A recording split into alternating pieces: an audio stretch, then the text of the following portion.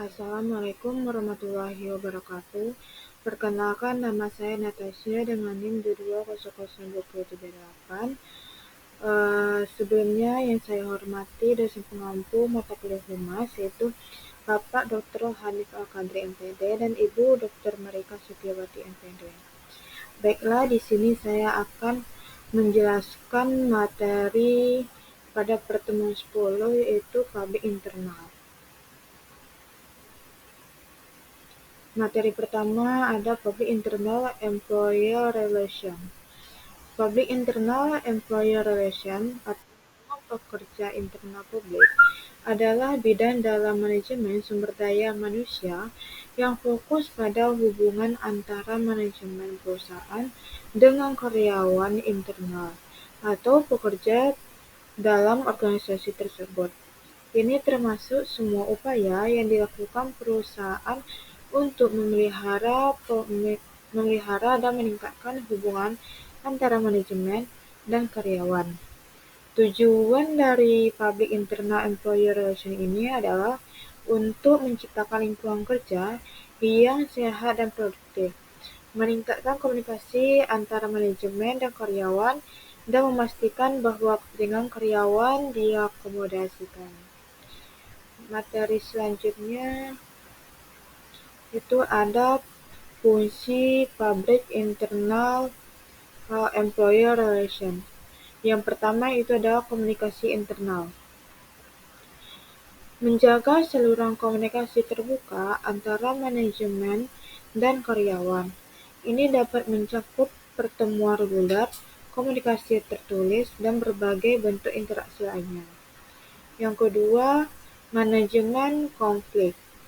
Mengatasi konflik di tempat kerja dan mencari solusi yang memadai untuk masalah yang muncul di antara karyawan atau antara karyawan dengan manajemen. Yang ketiga, kesejahteraan karyawan. Itu memastikan kesejahteraan karyawan termasuk kesehatan dan keselamatan di tempat kerja, serta kebijakan yang mendukung kesejahteraan mereka. Yang keempat ada keberagaman dan inklusi. Mempromosikan keberagaman dan inklusi di tempat kerja sehingga setiap karyawan merasa dihargai dan diperlakukan dengan adil. Selanjutnya, materi kedua itu Stakeholder Relation. Stakeholder Relation atau hubungan pihak stakeholder adalah praktik manajemen yang berfungsi pada hubungan perusahaan dengan berbagai pihak yang memiliki kepentingan dalam keberhasilan perusahaan. Pihak stakeholder dapat meliputi pemegang saham, pelanggan, pemasok, pemerintah, masyarakat, dan banyak kelompok lain yang mempengaruhi atau dipengaruhi oleh perusahaan. Selanjutnya ada fungsi Stakeholder Relation.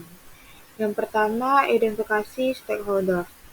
Mengidentifikasi siapa saja yang memiliki kepentingan dalam perusahaan dan bagaimana kepentingan mereka berhubungan dengan operasi dan tujuan perusahaan. Yang kedua, komunikasi dengan stakeholder. Berkomunikasi secara efektif dengan stakeholder untuk menjaga mereka terinformasi tentang perkembangan perusahaan, kebijakan, dan rencana yang dapat mempengaruhi mereka. Yang ketiga, manajemen konflik. Mengatasi konflik atau ketegangan antara perusahaan dan stakeholder. Berusaha mencapai kesepakatan atau solusi yang mengutamakan kedua belah pihak. Yang keempat, tanggung jawab sosial perusahaan. Memastikan bahwa perusahaan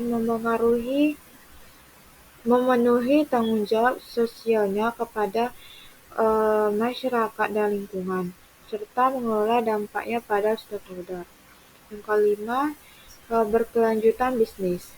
Memastikan bahwa hubungan dengan stakeholder mendukung pertumbuhan dan keberlanjutan jangka panjang perusahaan. Sekian materi yang dapat saya sampaikan. Assalamualaikum warahmatullahi wabarakatuh.